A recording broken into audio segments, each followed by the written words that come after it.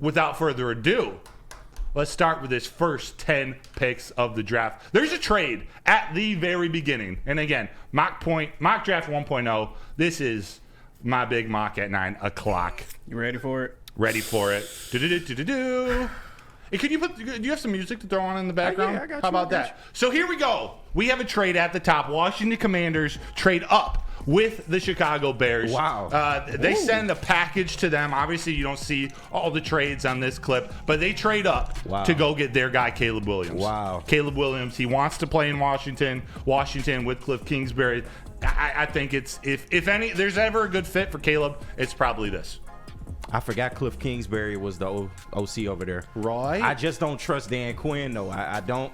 But it's not a bad move, though. They need a quarterback. So, they do. They do. I think that's that guy. And so this means that the Chicago Bears are sticking with Justin Fields. And look what they do at 2 and at number 9. At 2, they go Marvin Harrison Jr., Maserati Marv. At 2, give him the number 1 skill position player in the draft, wide receiver weapon. And this guy is projected to go late in the teens, maybe early 20s. They say, screw it. We're going to get Jackson Powers Johnson at number 9. There's one thing more scary to the NFC North than some of the defense that Chicago's building. It's Justin Fields with an offensive line. Yeah. And you add the best run blocking center, the best center overall. How do you guys feel about this for the Chicago Bears? It's smart. I mean, I don't feel like the Bears can lose either way. If they decide to take Caleb Williams, I feel like they're good. But trading this and getting Marvin and the best O-lineman in the draft, I'm not mad at it at all. I hate it as a Lions fan, but that's my feelings. I'm just it is what it is, man. Gracious, would you make a better Chicago Bears GM than the Chicago Bears GM? This is what I would do if I were him, because as a Lions guy too, I would not want to see this. I don't want to see Justin Fields again. I would rather them start over with the new quarterback, and I definitely don't want to see him with DJ Moore, Cole Kmet, Marvin Harrison Jr., and Jackson Powers Johnson. Yeah, and I keep screaming this. They have hella cap space. They do. So they're spending it too. They're only going to add. Ryan Poles is only going to add to this team. They're talking about adding Danielle Hunter too. Bro, are you kidding me? God. As a Lions fan, do y'all understand how crazy it is to continue to look at these mock drafts and not see the Lions anywhere in the top 10, top 15, top 20? It's refreshing. This is wild. I was sitting here like, man, he forgot the Lions. It's like, nah, the Lions is like, this is not us no more. So just some of the other storylines in this top 10, if you guys have any comments on them.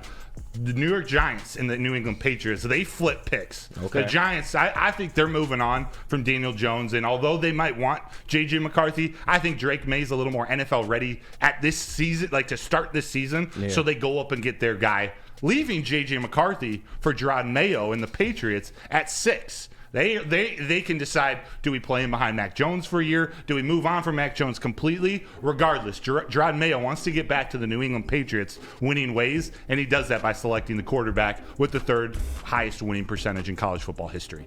Byron Murphy, this is a pick that I think a lot of people are going to say, is that kind of early for him?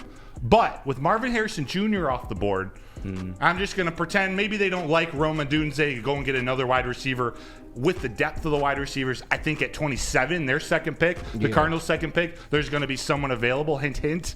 So they go with Byron Murphy, the best interior defender in the draft, an absolute run stuffer in a division with Kyron Williams, Christian McCaffrey, and K9 Kenneth Walker III. Anything else here? Dallas Turner goes to the Falcons. They had the worst pass rush in the league last year. They go and get their edge of the future. Rome Odunze goes with Will Levis, and Malik Neighbors falls to the Jets at 10. Aaron Rodgers gets Garrett Wilson on one side and Malik Neighbors on the other. And you skipped JJ to the Patriots, man. Yeah, I was just about to say, just a fan to that broder. JJ at 6, you homer, LOL. Honestly, someone might trade up and pick him at 3. He's been rising with the draft boards. All of the conversation that we're seeing across kind of NFL media and what they're saying is coming out in terms of reports has J.J. McCarthy going higher and higher and higher than any of us expected. It's even to the point where Ryan Ermanni, a host of the Ermanni and Edwards show with Maz, he called this a long time ago, and you know he's victory lapping this. Yeah. They look at him. There's potential in J.J. McCarthy. I believe he should be picked.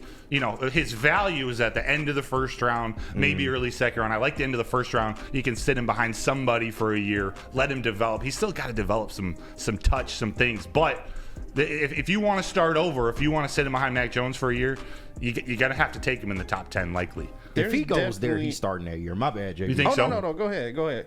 Yeah, they're done with Mac Jones. That experiment's over. And I forgot to mention, with this trade, they gained a few more draft picks. So they're addressing the long-term quarterback situation.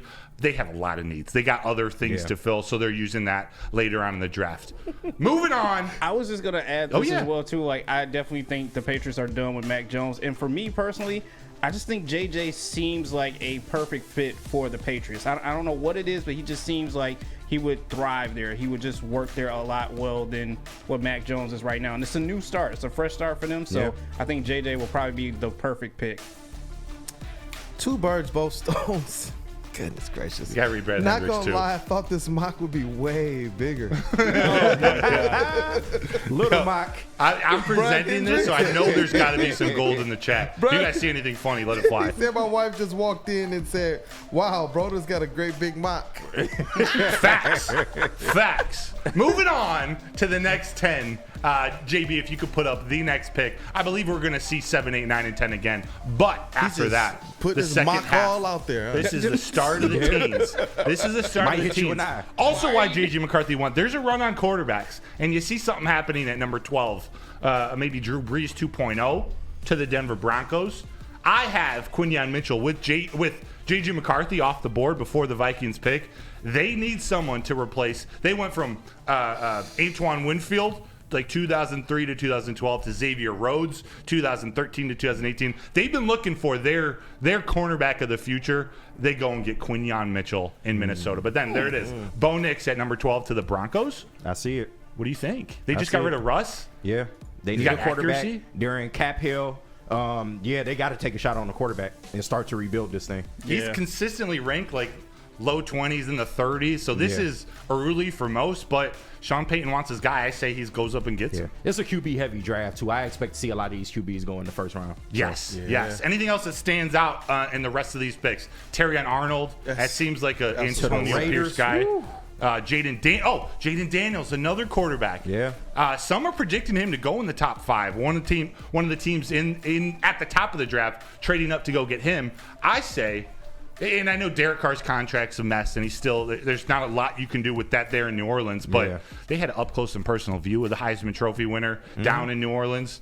I say they take Jaden Daniels as their QB of the future. Chris Olave, gotta love that. Yeah, and they got to start prepping for when Derek Carr finally gets out of there. Right? They are handicapped right now, but he's not the long-term answer. So Right? Yeah, put him with. They got young talent there too. Great receivers already. They just got to get out that cap situation. Facts. Man, part of me is hoping that there's such a run on quarterbacks in this first round that somebody that the Detroit Lions kind of falls into a range that's probably safe for them to trade up, or somebody falls to them at 29. I'm really hoping, man.